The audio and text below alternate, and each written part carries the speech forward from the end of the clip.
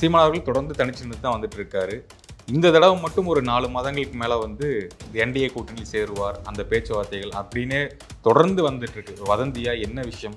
NDA கூட்டணியில் அவரை முயற்சி பண்ணது உண்மை. நானே மோடியை கன்வின்ஸ் பண்ணி அவரை சிஎம் கேண்டிடேட்டாக சொல்லணும்னு நினச்சது உண்மை. சொல்லிடுவார், சாதிச்சிடலாம். சசிகலா விஷயத்தில் அமித்ஷா வந்து சசிகலாவை சேர்க்கணும்னு சொல்லும்போது ஐயா எடப்பாடி மனசுக்கு தெரியும், எடப்பாடிக்கு தெரியும். எடப்பாடி அமித்ஷாட்ட சொன்ன வார்த்தை வருக வருக ஐயா எடப்பாடி பழனிசாமியே வருக, 20% வாக்கோடு எங்கள் மோடியை பிரதமர் என்று சொல்லும் அளவுக்கு பாஜக எதிர்ப்பை குறைக்கும் அந்த ஐயா எடப்பாடி பழனிசாமியே வருக வருகன்னு வரவேற்கிறோம். சீட் ஷேரிங்கா முடிங்க. உங்களுக்கு 19.4, அண்ணாமலை உழைப்புல நாங்க எடுத்தது 11.4. ஸ்டாலினுக்கு ஆஃபரை மோடி விரும்புறாரா இல்லையா? ரங்கராஜ் பாண்டே மோடி விரும்புறாரா இல்லையா? ஜெய்ஜில் ஸ்ரீராம் மோடி விரும்புறாரா இல்லையா? நண்பர் எக்ஸ், நண்பர் ஒய், நம்பர் இசட்டு கண்டிப்பா விரும்புறாரு. நாமே மாற்று, நாம் தமிழரை மாற்றுன்னு தனிச்சு நிற்கிறாரு. தனிச்சு போட்டியில ஜம்ப் பண்றாரு. அடுத்தால ஜம்ப் பண்ணி 17% போயிடுவார். அதிமுகவில் சீமான் பெரிய ஹீரோ தான். தமிழ் அடையாளத்தை தான் சீமான் முன்னிறுத்துறாப்புல. John Arokiasamy, Aadhav Arjuna, we challenge you both. விஜய்ங்கிற அந்த கேரக்டர் சீமானுக்கு plus. Seeman election commission report படி 8.2 எடுத்து சாதித்தாருங்கிறத பொறுக்க முடியாத பொறாமைக்காரர்களும் பொச்சரிப்பு கொண்டவர்களும் விஜய்னு பேசுறாங்க. தன் பாப்புலாரிட்டியை பேரம் பேசி விற்கக்கூடிய கடைஞ்செடுத்த 1ஆம் நம்பர் அரசியல் வியாபாரி விஜய். பிராண்டிங்ல ஜான் ஆரோக்கியசாமி இந்த கற்பனை ஃப்ராடு கருத்து கணிப்புகள் ரூம்ல இருந்துட்டு கருத்து கணிப்பு எழுதுவானுங்க. இப்போ வெளியே வந்துட்டாங்களா சார்? வெளியே வந்துட்டாங்க. கண்டஸ்ட் பண்ணி ஓட்ட காட்டிட்டாங்களா? நான் சொல்றது உங்களுக்கு புரியுதா தம்பி? இல்ல, அதுக்கான ஏற்பாடுகள் பண்ணிக்கிட்டு இருக்காங்க. அது பண்ணி முடிச்ச முறை அதை பேசு. அதுக்கு முன்ன 8.2 எடுத்த சீமான் கூட விஜயை கம்பேர்றது அறிவு நாணயம் பெற்ற செயல் இல்ல. இல்ல, என்ன கம்பேரிசன் நினைக்கிறீங்க? இந்த ஓட்டுகள் டிரான்ஸ்ஃபர் ஆகும் அப்படிங்கிறாங்களா? என்ன கம்பேரிசன்? என்ன ஓட்டு விஜய்கிட்ட இப்ப இருக்கு? இன்னும் சொல்ல போனா ஸ்ட்ராங்கா சொல்றேன், ஆதவ் அர்ஜுன் ரெட்டிக்கும் ஜான் ஆரோக்கியசாமிக்கும் சொல்றேன், கமல்ஹாசனுக்குள்ள தெம்பு விஜய் கிடையாது. என்ன வார்த்தை எல்லாம் சொல்லப்ப? தெம்பு, வக்கு, துணிவு எல்லாமே சொல்லியாச்சு. வேற என்ன சொல்ல? கொஞ்சம் ஸ்ட்ராங்கா சொல்லு.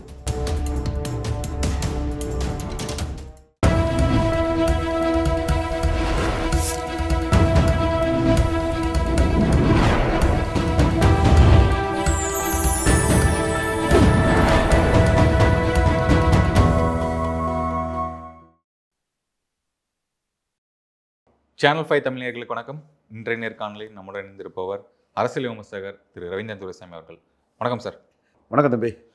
சார், சீமான் அவர்கள் வந்து தனித்து நிற்பார், 117 தொகுதிகள் வந்து பெண்களுக்கு தரார் அப்படிங்கிற மாதிரி உறுதியாக சொல்லியிருக்காரு. கடந்த முறை தேர்தலில் என்ன பண்ணாரோ அதே ஸ்ட்ராட்டஜி தான், அதே உடைய ஃபார்முலா தான் இங்கே யூஸ் பண்ண போகிறாரு அப்படிங்கிற விஷயத்த, அதனுடைய அடுத்த கட்ட நகர்வு என்னவா இருக்க போகுது சார்? சீமான் மீது பொதுமக்களுக்கு நம்பகத்தன்மை பெருசாயிருக்கு. ஒருத்தர் 5வது முறை தனிச்சு நிற்கிறார். டாக்டர் ஐயா 2 முறை தனிச்சு நின்னார். 3வது முறையும் தனிச்சு நின்ன மாதிரி தான் அர்த்தம். என்றாலும் அவர் எடப்பாடி வாழப்பாடி ராமமூர்த்தி கூட கூட்டணி போயிட்டார். சீட்டே குறைச்சிக்கிட்டார், எம்பி சீட்டு கொடுத்துட்டார். அப்போ அவர் 2 முறை தனிச்சு நின்னார். 3வது முறை வாழப்பாடி ராமமூர்த்தி நின்னார். 4வது முறை ஜெயலலிதா கூட்டணிக்கு போயிட்டார். வைகோன்னே 1 முறை தான் தனிச்சு நின்னார், பிறகு கூட்டணி போயிட்டார். விஜயகாந்த் 2 முறை தனிச்சு நின்னார், கூட்டணிக்கு போயிட்டார். அப்போ நீங்கள் கூட்டணிக்கு போயிட்டீங்கன்னா என்னைக்கு கூட்டணிக்கு போறீங்களோ அன்னைக்கே உங்கள் பலம் இவ்வளவு நீங்கள் அக்செப்ட் பண்ணிடுறீங்க. 6% பலம் கொண்ட வைகோ கூட்டணிக்கு போய் இன்னைக்கு அவருக்கு பலம் என்ன? 10% பலம் கொண்ட தேமுதிக கூட்டணிக்கு போய் பலம் என்ன? ஸோ நீங்கள் கூட்டணிக்கு போறீங்கன்னாலே உங்கள் பலம் குறைஞ்சிருது. உங்களோட வளர்ச்சி இதோட தேங்கி போயிருது. நம்ம பர்சன்ட் இவ்வளோ தான் முடிவு பண்ணிக்கிறாங்க. அதுக்கப்புறம் அந்த பெர்சன்டேஜ் தான் பிறகு ஓடும். ராமதாஸ் வந்து வெற்றி கூட்டணின்னு சொல்லி பெரிய அளவு ஏறி போனார். அது வன்னியர் கம்யூனிட்டியோட பலம்.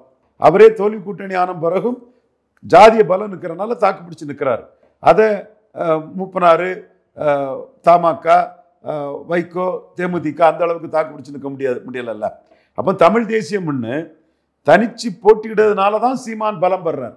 இதுதான் சீமானுக்கு வெல்விசர் தான் தம்பி ரங்கராஜ் பாண்டே. நான் மறுக்க முடியாது. சீமானுக்கு பல முக்கியத்துவத்தை கொடுத்து சீமானை ப்ரொமோட் பண்ணுறதுல தம்பி ரங்கராஜ் பாண்டேக்கு பெரும் பங்கு உண்டு, மறுக்க வரல. பட் இந்த கான்செப்ட் தங்கராஜ் பாண்டே உணர மாட்டேங்கிறார். சீமான் உணர்றாரு, நான் உணர்றேன். ஏன்னா சீமானுக்கு பலம்ங்கிறது தனிச்சு போட்டி தான் சீமானுக்கு பலம். 1.1 இருந்தவர் 8.2 வந்திருக்காருன்னா தனிச்சு போட்டிக்கிட்டனால தான் இந்த பலம். மக்களவை தேர்தலிலே 8.2 வந்துட்டாருன்னா சட்டமன்ற தேர்தலில் கரெக்டாக 17க்கு மேலே வருவார். 17 குறையாது. ஆச்சரியமா இருக்கும். 8ன்னு சொன்னவன் நான் தான், எல்லாம் 2ன்னாங்க. மக்களவையிலே 8 வந்துட்டாருன்னா சட்டமன்றத்தில் 17 வருவார், உறுதியாக வருவார். அப்போ இந்த விஷயத்தில் நம்ம இன்னும் ஆழ்ந்து பார்த்தோம்னா விஜயகாந்த் எடுத்த எடுப்பிலே செல்வாக்கானவர். மதுரை வீரண்டா மங்கம்மா பேரண்டான்னு வந்தார். மதுரை வீரண்டா மங்கம்மா பேரண்டான்னு வந்தார். உண்மை, ரூலர். தெலுங்கு நாயக்க மன்னர்கள் தான் தென் மாவட்டத்தை, தென் தமிழகத்தையும் மற்ற பகுதிகளையும் ஆண்ட மரபினர் தான் விஜயகாந்த். அதில் எந்த மாற்றமும் இல்லை. இதில் கொள்கை ரீதியாக இந்து மன்னர்கள், எனக்கு அதில் வேற தம்பி சீமானுக்கும் எனக்கு அதில் மாறுபட்ட கருத்துக்கள் பலது இருக்கலாம், அது வேற விஷயம். பட் அவர்கள் ரூலர்ஸுங்கிறது உண்மை. அந்த இதில் விஜயகாந்த் வரும்போது நாயுடு கம்யூனிட்டி அவரை பேக் பண்ணிச்சு. விளாத்திக்குளம், ஒட்டப்பிடாரம், கோயில்பட்டி இங்கெல்லாம் விழுந்த ஓட்டையும் நீங்கள் தென்காசி, கடையநல்லூருக்கு, கலையனூர், திருச்செந்தூர் இந்த இடத்துல வந்த ஓட்டையும் ஒப்பிட்டு பார்த்தா, திருமங்கலத்தில் விழுந்த ஓட்டையும் ஒப்பிட்டு பார்த்தா தெலுங்கு தாய்மொழி மக்கள் வந்து மதுரை வீரண்டா மங்கம்மா பேரண்டான்னு வந்த கேப்டன் விஜயகாந்தை பேக் பண்ணாங்க. வரும்போதே அவர் நடிகர் சங்க தலைவராட்டு தன்னோட ஆளுமையும் லீடர்ஷிப்பையும் கேப்டன் நிரூபித்தவர். கேப்டன் விஜயகாந்த், கேப்டன், அவர் தான் கேப்டன். சரத்குமார் கேப்டன் படத்தில் ஹீரோவா நடிச்சிருக்கலாம். மக்கள் மத்தியில் இன்னைக்கும் கேப்டன் விஜயகாந்த் தான். லீடர்ஷிப் குவாலிட்டி உள்ளவர். ஸோ லீடர்ஷிப் குவாலிட்டியை நிரூபித்தவர். தென் அவர் வந்து ரஜினிகாந்தை தோக்கடிச்சு காட்டின டாக்டர் ராமதாஸையே விருத்தாச்சலத்தில் சிங்கத்தாதன் கோகைக்குள்ள சந்திச்ச பெரிய ஒரு தில்லானவர். அவருக்கு வந்து 150 படத்துக்கு கதாநாயகனாக இருந்தவர். வானத்தை போல வல்லரசு, வானத்தை போல பெரிய ஆடியன்ஸ் உள்ள படம், 50 தேட்டருக்கு மேலே 100 நாள் ஓடின படம், 100 நாள் ரேஞ்சில் ஒரு பெரிய வெற்றி படம் கேப்டன் விஜயகாந்த் படம். அந்த விஜயகாந்த் வரும்போதே செல்வாக்கோட வந்தவர். அவர் கூட்டணி போனார், எதிர்கட்சி தலைவர் ஆனார். சீமான் அப்படி அல்ல. தனிச்சு போட்டிடுறதுனால தான் சீமான் செல்வாக்கப்படுறார். தனிச்சு போட்டிடுறதுனால தான் சீமான் செல்வாக்கப்படுறாரு. 5வது முறையும் சீமான் தனிச்சு போட்டிடுறாருங்க போது மக்கள் மத்தியில் இவன் தாண்டா ஹீரோ, இவன் தாண்டா பெரியவன், என்னென்னலாம் சொன்னான். 500 கோடி ரூபா வாங்கிக்கிட்டு பாஜக கூட கூட்டணி போயிடறான்னு சொன்னானா இல்லையா? எடப்பாடி கிட்ட இத்தனை கோடி வாங்கிட்டு கூட்டணி போறான்னு சொன்னானா இல்லையா? ஆனால் 5வது முறையும் தனிச்சு நிற்கிறார் சீமான். இது நாமே மாற்று, நாம் தமிழரே மாற்றுன்னு டே 1 சொன்ன நிலைப்பாட்டில், அன்னைக்கு சொன்ன நிலைப்பாட்டில் இன்னைக்கும் உறுதியாக நிற்கிறாரு சீமான். அப்போ எடப்பாடி பழனிசாமி ஒரு மாநில கட்சி மோடியும் வேண்டாம் ராகுலும் வேண்டாம்னு சொல்லும்போது நிலைப்பாட்டை மாத்துறாரு. அப்போ நடுநிலையாளர்கள், நேர்மையானவர்கள், ரங்கராஜ் பாண்டேக்கள், ஸ்ரீராம் சூர்யாக்கள், மணி, இந்தியா டுடே மணி போன்றவர்கள்லாம் சீமான் நிலைப்பாட்டை மாற்றாம போறாரு. எடப்பாடி மாற்றாரு, பல்ட்டி அடிச்சுட்டாரு. 18% கிறிஸ்தவ முஸ்லீம் ஓட்டுக்கு மைனஸ், நீட்டுக்கு மைனஸ், இது பல விஷயங்கள் எல்லாம் பாஜகவுக்கு எதிராக சொல்லிக்கிட்டு தமிழ்நாட்டுக்கு நிதி தர்றது கிடையாது, அது இதுன்னு திமுகவுக்கு தீர்மானங்களையே அவங்க போட்டாங்க. திமுகவுக்கு ஆதரவாட்டே அந்த விஷயங்களை போட்டாங்க. போட்டுக்கிட்டு பல்ட்டி அடிச்சு இப்போ பாஜக கூட அவங்க போயிட்டாங்க. நான் வரவேற்கிறேன். மோடிக்கு வந்து 20% வாக்கு கூடுதலாக வருது, அது டைலூட் ஆகுது, மோடி எதிர்ப்பு குறையுது, சிபிஎம் மோடி எதிர்ப்பு அதிகரிக்குன்னு சொல்லும்போது எடப்பாடி வாண்டாண்டா வந்து வண்டியில் யாரும் வர்றதை வரவேற்கிறோம். மோடிக்கு எதிர்ப்பு குறையுது, 20% வாக்கு எதிர்ப்பு குறையும் போது மோடி சப்போர்ட்ராட்டு எடப்பாடி உள்ளே வந்ததை நான் வரவேற்கிறேன். பட் உண்மையை நான் சொல்லாமல் இருக்க மாட்டேன். ஏன்னா நான் 2024 மோடி, அமித்ஷா, நட்டா, சந்தோஷ் உங்களுக்கு கொடுத்த ரிப்போர்ட்டு 35 இடத்துல திமுக அணி வெற்றி பெறும், 4 இடத்துல போட்டி இருக்குது, 48% திமுக அணி பெறும்ங்கிற ரிப்போர்ட்டை நான் கொடுத்தேன். நான் கொடுத்த ரிப்போர்ட் எல்லாமே கரெக்டு தான். ப்ரொவைடிங் 20% எடப்பாடி வந்தது. நான் 15 நிறுத்தலாம்னு நினச்சேன். அதை தவிர வேற எல்லாம் கரெக்டான விஷயம்தான். இப்பவும் நான் என்னோட ரிப்போர்ட்டை அந்த வகையில் தான் கொடுத்துருக்கிறேன். இதில் சீமானுக்கு இமேஜ் உயர்ந்திருக்குங்கிறத நான் பதிவு பண்ணுறேன். அவர் 24 நிலைப்பாட்டிலேருந்து மாறல, உறுதியான நிலைப்பாட்டில் சீமான் இருக்கிறார். எடப்பாடி நிலைப்பாட்டை மாறி இருக்காருங்கிறது தமிழா பாண்டியனுக்கு தெரியலையா? அல்லது பேசுறதுக்கு அவர் தயங்குறாரா? அல்லது வருத்தமா? இந்தியா டுடே மணிக்கு அது தெரியலையா? நண்பர்கள் தான், பாண்டியெல்லாம் நல்ல நண்பர். ஏன் அதை சொல்லுங்க. எடப்பாடி நிலப்பாட்டை மாறி பாஜக எதிர்ப்புன்னு சொன்னவர் பாஜக கூட கைகோத்திருக்காரு. இதை மக்கள் பொருந்தா கூட்டணியாக எடுப்பாங்களா, எலித்தவளை நட்பாக எடுப்பாங்களா, எப்படி எடுப்பாங்கிறத நீங்கள் பதிவு பண்ணுங்க. சீமான் வந்து இந்த தனிச்சு நிற்கிறனால எடப்பாடிக்கு கிட்ட இருந்த 20% வாக்கில் தனக்கு ஒரு பகுதி கிடைக்கும்னு நம்புறார். இப்போ நீங்கள் சொன்ன மாதிரி இப்போ 8%லேருந்து 17% இந்த சட்டமன்ற தேர்தலில் வருவார் அப்படிங்கிறீங்க. கண்டிப்பாக வருவார். பல இஷ்யூஸை எடுத்து ஃபைட் பண்ணுறாரு. அப்போ early bird will catch the ஃப்ளைன்னு சொல்லுவாங்க இல்லையா, அதே மாதிரி 234ங்கிறத சந்தர்ப்பவாத கூட்டணி பேரம் பேசாமல் கமிட் பண்ணிட்டார். அந்த மாநாட்டிலே அவர் தினகரனை பற்றியும் கமல்ஹாசனை பற்றியும் பேசினார். நான் கண்டிப்பாக கமல்ஹாசனையும் தினகரனையும் குறைச்சி மதிப்பிடலை. இன்றைக்கும் கமல்ஹாசனுக்கு ஒரு வேல்யூ இருக்குங்கிறது தான் இவர் ரவிக்குமாரும் திருமாவளவனும் பிரச்சாரத்துக்காக போய் அவருக்கு நன்றி தெரிவித்தாங்க. விஜய் அந்த ரேஞ்சு இன்றைக்கி வரலங்க, விஜய் கமல்ஹாசனுக்கு ரேஞ்சுக்கு இன்றைக்கி வரலங்க. சும்மா கற்பனையா கருத்து கணிப்பா பொய்யா பூதகமாக பேசுகிறலாம் உண்மை இல்லைங்க. கமல்ஹாசனை ஓட்டு நிரூபித்த ஒரு 39 கேண்டிடேட் போட்டவர். விஜய்க்கு இன்னும் கேண்டிடேட் போடுறதுக்கு வக்கு இல்லை, வகை இல்லை, தெம்பு இல்லை, திராணி இல்லை. கமல்ஹாசனுக்கு இந்த வக்கு இருந்து, வகை இருந்து, தெம்பு இருந்து, திராணி இருந்து 39 கேண்டிடேட் போட்டார். நீங்கள் லெட்டர் பேடாக இருந்துக்கிட்டு பிராண்டிங் ஆட்களை வச்சுக்கிட்டு பொய்யா போலியா ஒரு போலித்தனமாக உங்கள் பலகீனத்தை மறைக்கிறதுக்கு, உங்களுக்கு ஆள் இல்லாதது மறைக்கிறதுக்கு, கேண்டிடேட் இல்லாத மறைக்கிறதுக்கு எங்களுக்கு 26 தான்னு பொய்யா மோசடியாக பண்ணிட்டு இருந்தீங்க. 24 லெட்டர் பேடாக தான் இருந்தீங்க. இப்போ வெளியே வந்துட்டாங்களா சார்? வெளியே வந்துட்டாங்க. கண்டெஸ்ட் பண்ணி ஓட்டை காட்டிட்டாங்களா? நான் சொல்றது உங்களுக்கு புரியுதா தம்பி? கண்டெஸ்ட் பண்ணி ஓட்டை காட்டிட்டாங்களா? இல்லை, அதுக்கான ஏற்பாடுகள் பண்ணிக்கிட்டு இருக்காங்க. அது பண்ணி முடிச்ச முறை அதை பேசு. அதுக்கு முன்ன 8.2 எடுத்த சீமான் கூட விஜயை கம்பேர்றது அறிவு நாணயமற்ற செயல் இல்லை. முதல்ல எலெக்ஷன் கமிஷன் டேட்டாவில் விஜய் ரெஜிஸ்டர்ட் பார்ட்டி தான், லெட்டர் பேட் தான் சொல்லிக்கிட்டு அது பிறகு கம்பேர் பண்ணு. இல்லை, என்ன கம்பேரிஷன் வருது நினைக்கிறீங்க? இந்த ஓட்டுகள் டிரான்ஸ்ஃபர் ஆகும் அப்படிங்கிறாங்களா? என்ன கம்பேரிஷன்? என்ன ஓட்டு விஜய்கிட்ட இப்போ இருக்கு? இல்லை, சீமான் ஓட்டு விஜய்க்கு டிரான்ஸ்ஃபர் ஆகும் தகவல் வருது. அது அப்படி உண்மையா? விஜய் 210 நிற்கவே மாட்டார.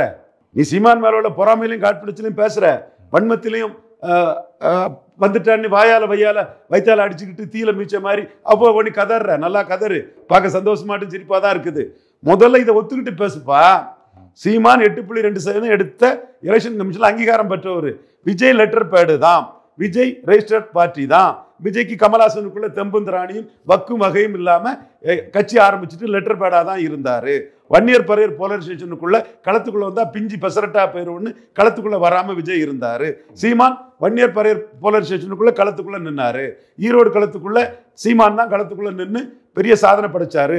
அண்ணாமலையே பலகீனப்பட்டு ஒதுங்கும் போது சீமான் நின்று தான் ஒரே குட்டையில் ஊறிய மட்டைகளில் பெருந்தலைவர் காமராஜ் கூறிய அந்த வார்த்தைக்கு லீடர்னு நிரூபிச்சாரு. இதன் சொல்லிக்கிட்டு அதுக்கு பிறகு விஜய் வந்தா என்டிஆர் மாதிரி போவார் கூட நீ பேசு. யார் ஒண்ணு வேண்டாம்னா கற்பனை தானே, கற்பனை தானே, டேட்டா இல்லைல்ல. உன்னோட கருத்து அவ்வளவு தானே, தாராளமா பேசு. யார் மறுக்கிறா? நான் சொல்றேன் 214 போட்டு விட மாட்டாரு விஜய்ங்கிறேன். 39 கமல்ஹாசன் மாதிரி போட முடியாது அவரு. 214 எப்படி போட்டு விடுவாரு?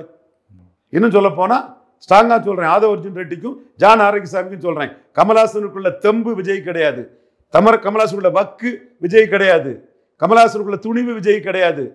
என்ன வார்த்தைலாம் சொல்லப்ப? தெம்பு, வக்கு, துணிவு எல்லாமே சொல்லியாச்சு. சொல்ல கொஞ்சம் ஸ்ட்ராங்கா சொல்லு. இதெல்லாம் இருந்து 214 போட்டுட்ட கமல்ஹாசனுக்குடைய வக்கு இருக்கு, தெம்பு இருக்கு, வகை இருக்கு, வீரம் இருக்கு, நான் பாராட்டிட்டு போயிருவேன். கமல்ஹாசனுக்குள்ள இந்த தன்மைகள்லாம் உங்கள்கிட்ட கிடையாது. இல்ல, இப்ப கமல் அவர்கள் அவருடைய கரண்ட் சிச்சுவேஷன் வேறையா இருக்குல்ல, விஜய் அந்த மாதிரி போயிடும் நினைக்கிறீங்களா? விஜய் கமல் சிச்சுவேஷன் மாதிரியே வரலப்பா. 0% தீபா ஜெயக்குமார் மாதிரி, சசிகலாமையார் மாதிரி விஜய் 0ல இருக்காருப்பா. இதுதானப்பா எனக்கும் இந்த அறிவு நாணயமற்ற முட்டா பீஸுகளுக்கும் உள்ள பிரச்சனை. நீ சொல்லு, விஜய் 60% வரும்னு கூட சொல்லிட்டு போ. இப்போ 0ங்கிறத ஒத்துட்டு சொல்லுங்கிறேன். எப்பா நான் தரவுகளோட தான்ப்பா கேட்குறேன். இந்தியா டுடே மணியை தரவுகளோட தான் கேட்குறேன். ரங்கராஜ் பாண்டே தரவுகளோட தான் கேட்குறேன். நண்பர்கள் தான், சகோதரர்கள் தான். இப்போ விஜய் 0% தான். விஜய் கமல்ஹாசனுக்குள்ள தெம்புந்திராணி இல்லாதவர் தான். 39 போட முடியாம லெட்டர் பேடா இருந்தவர் தான். இதை ஒத்துக்கிட்டு பேசு. ஜான் ஆரோக்கியசாமி வாந்தி எடுத்ததை ஏன் எடுத்து நீ வாந்தி எடுக்கிற? ஜான் ஆரோக்கியசாமிக்கு வாந்தியை நீ சாப்பிட்டுட்டு வாந்தி எடுக்காத. நீ ஏன் சொல்லு, நான் மறுக்க வரல, பாராட்டுறேன். நான் சொல்றதுல ஏதாவது ஸ்டேட்மெண்ட்ல தப்பு இருக்கா? ஓகே, விஜய் விட்ட மோசடி பிரச்சாரத்தை கொஞ்சம் ஸ்ட்ராங்கா தான் அடிக்க வேண்டியது இருக்கு. இந்த மோசடி பேர்வழிகளுக்கு துணை போறவங்களையும் இல்லை, இப்போ சமீபத்தில் சர்வேலாம் பார்த்துக்கிட்டே வந்துட்டு இருக்கோம். 10%, 15%, 20%, இப்போ 35% வரைக்கும் போட்டு வச்சிருக்காங்க. இப்போ சர்வே மோசடிப்பா. இல்லை, மாசம் ஒரு சர்வே வருது. யார் இதெல்லாம்? சரி, இப்போ இந்தியா டுடே சர்வே போட்டிருக்காப்புல. மோடி இந்தியாவில் ஆட்சிக்கு வருவாருன்னு போட்டிருக்கான், மெஜாரிட்டியோட வருவாருன்னு போட்டிருக்கான்.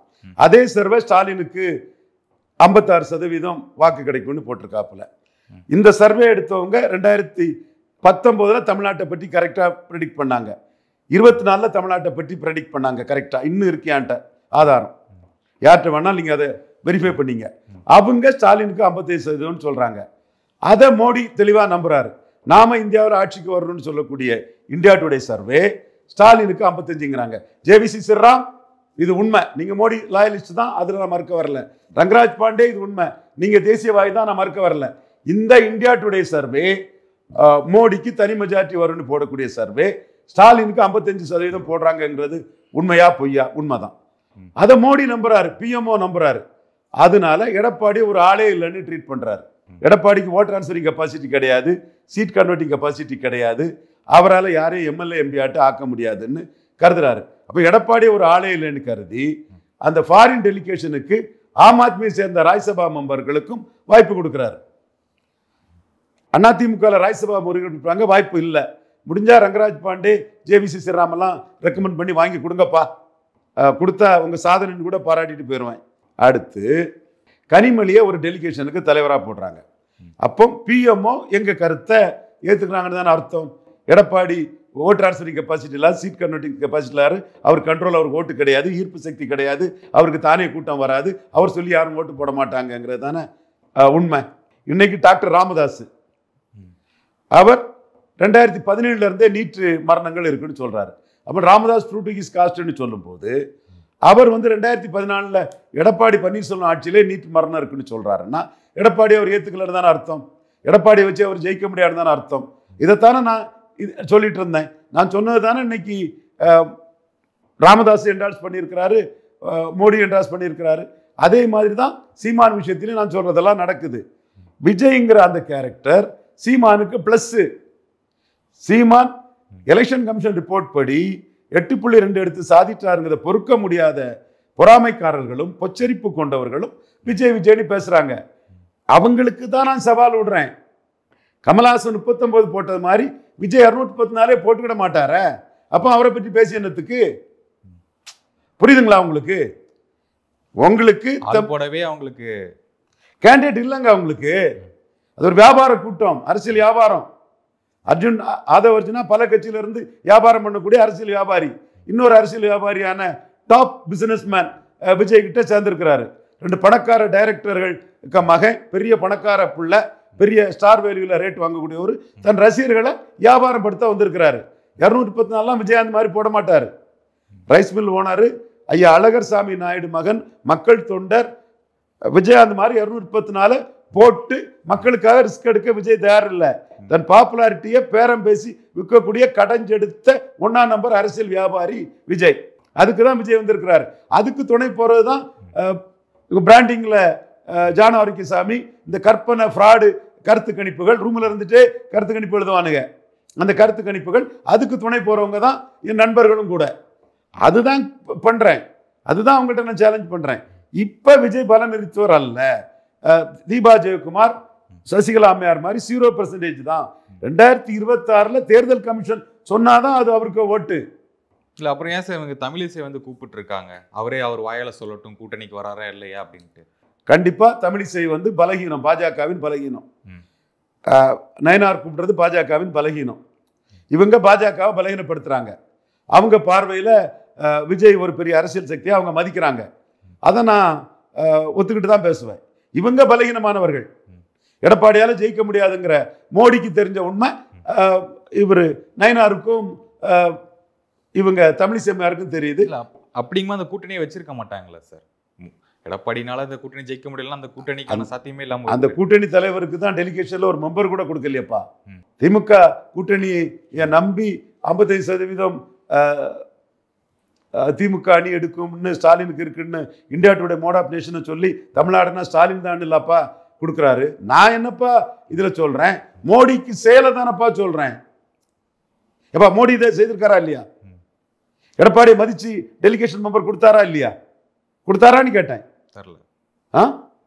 கொடுத்தாரா இல்லையா? இல்ல. ஸ்டார்னா சொல்லு. இல்ல. ஆம் ஆத்மி கொடுத்திருக்காரா இல்லையா? அப்ப எடப்பாடிக்கு ஒண்ணும் இல்ல, அவரை வச்சு சீட்டு வராது, 20% இருக்கிற உள்ள எடுத்து போட்டுக்கிட்டோம். அதை தவிர எடப்பாடி ஒண்ணும் இல்லைன்னு தானப்பா நினைக்கிறாரு. அப்ப வெற்றி பெற வேண்டாம் அப்படிங்கிற வேண்டாம், வெற்றி ஜெயிச்சா பரவாயில்ல, ஜெயிக்காட்டியும் பரவாயில்ல, அந்த மாதிரி பாஜகவுக்கு எதிர்ப்போலையும் தமிழ்நாட்டில் இருக்குது. அதை 8ங்கிற சீமான காட்டி நான் காட்டின பயமுறுத்தல 20 உள்ள வந்துட்டு லாபம் தானே 20 வந்தது. இப்போ கேஷுவாலிட்டி ஆனது அண்ணாமலை தான். தலைவர் போஸ்ட் அவருக்கு போயிருக்கக்கூடாது, வருத்தம் தான், போயிட்டு லக் அடித்தது நயனார் நாகேந்திரனுக்கு, தலைவர் ஆயிட்டார், யதார்த்தம். பட் மோடி இதை 20 உள்ள சேர்த்துக்கிட்டும் ஸ்டாலினுக்கு தானே முக்கியத்துவம் கொடுக்குறாரு. ராஜ்நாத் சிங்கை அனுப்பி கலைஞர் நினைவிடத்துக்கு தானே போய் நாணயம் வெளியிட்டாரு. தமிழறி மணி என்ன கருத்து பார்வையற்றவராக இருக்காரு, நாணய நேர்மையாக உள்ளவராக இருந்தால் தமிழறி மணி இதை பற்றி பேசணும். சும்மா கண்ணை மூடிட்டு எதையா பேசிட்டு தெரியக்கூடாது, தரவுகளோட பேசணும். அப்போ மோடி என்ன நினைக்கிறாரு, ஸ்டாலினுக்கு தான் தமிழ்நாட்டில் வாய்ஸ் இருக்கு, எடப்பாடிக்கு ஒன்றும் இல்லை. அதானங்க மோடிக்கு கருத்தா இருக்கு. உன் கூட்டணி கட்சியே மதிக்கலையே. சீமான் அவர்கள் தொடர்ந்து தனிச்சு நின்று தான் வந்துட்டு இருக்காரு. இந்த தடவை மட்டும் ஒரு 4 மாதங்களுக்கு மேலே வந்து என்டிஏ கூட்டணியில் சேருவார் அந்த பேச்சுவார்த்தைகள் அப்படின்னு தொடர்ந்து வந்துட்டு இருக்கு. வதந்தியா என்ன விஷயம்? என்டிஏ கூட்டணியில் அவரை முயற்சி பண்ணது உண்மை. நானே மோடியை கன்வின்ஸ் பண்ணி அவரை சிஎம் கேண்டிடேட்டாக சொல்லணும்னு நினச்சது உண்மை. சொல்லிடுவார், சாதிச்சிடலாம். சசிகலா விஷயத்தில் அமித்ஷா வந்து சசிகலாவை சேர்க்கணும்னு சொல்லும்போது ஐயா எடப்பாடி மனசுக்கு தெரியும், எடப்பாடிக்கு தெரியும். எடப்பாடி அமித்ஷாட்ட சொன்ன வார்த்தை மோடியே சசிகலா வேண்டான்னு சொன்ன பிறகு நீங்கள் என்ன சசிகலா கூட்டணியில் சேர்க்கணும்னு கம்பல் பண்ணுறீங்கன்னு கேட்டு தான் அதை ஐயா எடப்பாடி பழனிசாமி தடுத்தார். எல்லாரும் எடப்பாடி பழனிசாமிக்கு சாதனையாக சொல்கிறாரு. வெளி உலகத்தில் அது ஐயா எடப்பாடி பழனிசாமிக்கு சாதனை தான். நம்ம அதை வெளி உலகத்தில் உள்ள தரவுகளோட உள்ளதை நம்ம மறுக்க மாட்டோம். ஆனால் இது உண்மையாக பொய்யாங்கிறத ஐயா எடப்பாடி பழனிசாமி மனசுக்கு கேளுங்க, அவர் இதுக்கு வேணா பயிர் சொல்லட்டு. அதே போல் மோடி சீமான சிஎம் கேண்டிடேட்டாக சொல்லிடுவாரு, சொல்ல வைக்கணும்னு நான் முயற்சி பண்ணேன். அது சாத்தியக்கூறு ஆயிரும். அண்ணாமலையும் அதை கன்வின்ஸ் பண்ணிட்டாரு. அண்ணாமலையும் ஒரு விழாவில் அதை பேசி சீமானுக்கு முக்கியத்துவத்தை கொடுத்துட்டாரு. அதை தெரியும் போது இது நடந்தால் 18/8 ப்ரொஜெக்ட் பண்ணிட்டா 26 நம்ம கீழே போயிடுவோம். சவுத்தில் கீழே போயிடுவோம், வெஸ்ட்டில் கீழே போயிடுவோம், சிட்டியில் கீழே போயிடுவோம். ராமதாஸ் காலில் விழுந்து அவர் ஒரு கூட்டணி பிடிச்சாதான் நார்த்தில் தாக்கு பிடிக்க முடியும்னு நினச்சி எங்கள் மோடியை மையமாக வச்சு நாங்கள் அடித்த அடியில் எடப்பாடி 20ஐயும் கொண்டு சேர்த்துட்டாரு. வரவேற்கிறோம், வாழ்த்துகிறோம். மோடி எதிர்ப்பை குறைச்ச ஐயா எடப்பாடி பழனிசாமியை வருக வருக ஐயா எடப்பாடி பழனிசாமியே வருக, 20% வாக்கோடு எங்கள் மோடியை பிரதமர் என்று சொல்லும் அளவுக்கு பாஜக எதிர்ப்பை குறைக்க வந்த ஐயா எடப்பாடி பழனிசாமியே வருக வருகன்னு வரவேற்கிறோம். பட் உங்கள் அளவு உயரம் 19.4 தாங்கிறதுல நாங்கள் தெளிவாக இருக்கிறோம். இப்போ பிஎம்ஓ இதை அடிக்கிறாங்கன்னா நீங்கள் சீட் ஷேரிங்காக முடிங்க. உங்களுக்கு 19.4, அண்ணாமலை உழைப்பில் நாங்கள் எடுத்தது 11.4, 2/3 1/3. உங்களுக்கு 150 சீட்டுனா எங்களுக்கு 75 சீட்டு, உங்களுக்கு 120 சீட்டுனா 60 சீட்டு. நீங்கள் 2 சீட்டு ரெட்டாலன்னா 1 சீட்டு தாமரை. ஏன்னா உங்களுக்கு ஓட் ட்ரான்ஸ்ஃபரிங் கெப்பாசிட்டி இல்லை, உங்களை வச்சு ஜெயிக்காது. அப்போ எங்கள் பெர்சன்டேஜ் ஏது ஏறணும். 10% எங்களுக்கு ஏறினாதான் நாளைக்கு ஸ்டாலின் எங்களுக்கு ஆஃபர் கொடுப்பார். ஸ்டாலினுக்கு ஆஃபரை மோடி விரும்புகிறாரா இல்லையா? ரங்கராஜ் பாண்டே மோடி விரும்புகிறாரா இல்லையா? ஜெய்ஜில் ஸ்ரீராம் மோடி விரும்புகிறாரா இல்லையா? நண்பர் எக்ஸ், நண்பர் ஒய், நம்பர் இசட்டு கண்டிப்பாக விரும்புகிறாரு. அப்போ ஸ்டாலின் ஒரு ஆஃபர் மோடிக்கு கொடுக்கணும்னா 10% மேலே ஓட்டு எடுத்திருக்கணும். இன்னொரு டேஞ்சர் என்னன்னா, சேலம் மணிகண்டன் தம்பி சொல்றது மாதிரி 4-5% வாக்கு எடுத்தா மக்களவையில் எடப்பாடி பழனிசாமி 20 சீட்டு ஆஃபர் காங்கிரஸ் கொடுப்பாரு. அப்போ 2029 மையமாக வச்சு தான் மோடி இதில் பிளே பண்ணி ஆகணும். மோடி ஃபார் பிஎம் 2029ங்கிற நாங்கள் மோடிக்காக இதில் நிற்கிறோம். ஸோ பிஎம்ஓவுக்கு வந்து பலத்துக்கு ஏற்ப சீட்டு வாங்கணும்னு சொல்கிறோம். இதை வெளிப்படுத்தும் விதமாக தான் அந்த ஃபாரின் டெலிகேஷன் மேட்டரில் திமுக ஸ்டாலினுக்கு ரெப்ரசன்டேட்டிவ் கனிமொழியை மதித்து எடப்பாடிக்கு எந்த மதிப்பும் கொடுக்காம மோடி இருக்கிறதுக்கு ஒரு காரணம். ஸோ நாங்கள் தரவுகளோட தான் சொல்கிறோம். அதே மாதிரி சீமான் நாமே மாற்று நாம் தமிழரை மாற்றணி தனிச்சு நிற்கிறாரு, தனிச்சு போட்டிகளில் ஜம்ப் பண்ணுறாரு. அடுத்தால ஜம்ப் பண்ணி 17% போயிடுவார். 8% மக்களவையில் வருவாருன்னு சொன்னது நான் தான். இப்போ 17% உறுதியாக போயிடுவார். இன்னொரு விஷயம் என்னென்னா, சீமானுக்கும் எடப்பாடிக்கு ஓட் ட்ரான்ஸ்ஃபரிங் கெப்பாசிட்டி இல்லைன்னு தெரியும். சீமான் தனிச்சு தான் போகிறாரு, ஓட் ட்ரான்ஸ்ஃபரிங் கெப்பாசிட்டி இல்லைன்னு தெரியும். காரணம் 36% வாக்கு ஈரோடு கிழக்கில் விக்கிரவாண்டியில் எடப்பாடி பழனிசாமிக்கு இருந்தும் அந்த 36%த்தில் ஒரு நெருக்கமாக பெய்யும் 1% வாக்கு தான் சீமானுக்கு கிடைச்சிது. 23% ரெட்டல வாக்கு உதயசூரியனுக்கு போயிட்டு. தரவு டேட்டா இடைத்தேர்தலாம் கடந்து போயிட முடியாது. இடைத்தேர்தலான கடந்து போயிட முடியாது. 12% டாக்டர் யாவுக்கு கிடைச்சிது. அதே போல ஈரோடு கிழக்கில் சீமான் தனிச்சு நிற்கும் போது நோட்டாவுக்கு ஓட்டு போடுங்கன்னு செல்லூர் ராஜ் சொன்னதுனால 3.5% நோட்டாவுக்கு கிடைச்சது. John Arokiasamy, Aadhav Arjuna, we challenge you both. நோட்டாவுக்கு போட சொல்லி விஜய் தரப்பு விக்கிரவாண்டியில் நோட்டா ஜெயித்துரும், இந்திய வரலாற்றிலே நோட்டா ஜெயிக்க போகுது, விஜய் கள்ளக்குறிச்சி சாராய் சாவை பார்த்துட்டாரு, நோட்டாவுக்கு ஓட்டு கூடிர போகுதுன்னு எல்லாம் சமூக வலைத்தளங்களில் குதிச்சிங்களாப்பா. நோட்டாவுக்கு விக்கிரவாண்டியில் முன்னோட ஓட்டு குறைவு. அதே நோட்டாவுக்கு செல்லூர் ராஜு சொல்லி 3.5% ஓட்டு. அப்ப செல்லூர் ராஜுக்குள்ள செல்வாக்கு விஜய்க்கு இல்லை. பலம் நிரூபிக்காத விஜய்க்கு செல்லூர் ராஜுக்குள்ள செல்வாக்கு இல்லை. அவர் சொல்லி 3.5% ஓட்டு நோட்டா எடுத்தது. அங்கேயும் சீமானுக்கு விழுந்தது. அண்ணாமலை உழைச்சி கொண்டு வந்த என்டிஏ ஓட்டு தான் விழுந்தது. ஸோ எடப்பாடிக்கு ஓட்டை நாம எம்ஜிஆர் அடிச்சு, எம்ஜிஆர் ஊழல் பேர் வழி சாராய அவர்களை கல்வி தந்தையாக்கினாரு, வீரப்பன் கொள்ளக்காரன்னா கருணாநிதிக்கும் ஜெயலலிதாவுக்கும் என்ன பேரு, கடற்கரையில் ஜெயலலிதாவை கேசி பழனிசாமி தான் அதுக்கு எதிராக வழக்கு தொடர்ந்திருக்காரு.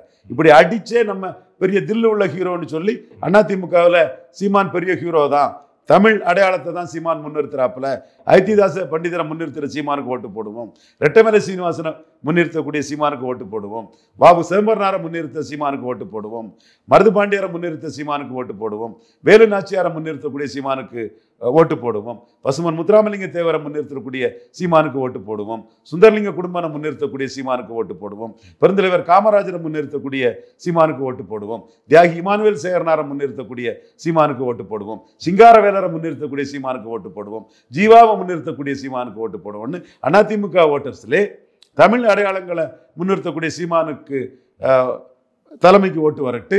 ஜெயலலிதா எம்ஜிஆர் மலையாளி, முல்லை பெரியாரை விட்டு கொடுத்த உண்மைதான். எம்ஜிஆர் மலையாளி, ஊழல் பெருச்சாலிய சாராயவாரிகளை கல்வி தந்தையாக்கின உண்மைதான். வீரப்பன் கொள்ளக்காரம்னா ஜெயலலிதாவுக்கும் கருணாநிதிக்கு என்ன பேருன்னு போல்டா சொல்லி அந்த ஓட்டை எடுக்கிறாரு. இது ரங்கராஜ் பாண்டேக்கும் ஜே வி ஸ்ரீராமுக்கும் வருத்தமா இருக்கலாம், பட் சீமானுக்கு முயற்சி அதுதான். ஸோ இந்த முயற்சியில் சீமானுக்கு 17% வாக்கு பலம் கிடைக்கும்னு நான் டிக்ளேர் பண்ணுறேன். இன்னும் காரண காரியங்களை தொடர்ந்து சொல்கிறேன். ஓகே சார், தொடர்ந்து பேசுவோம். நேர்காணலுக்கு மிக்க நன்றி. வணக்கம். நன்றி.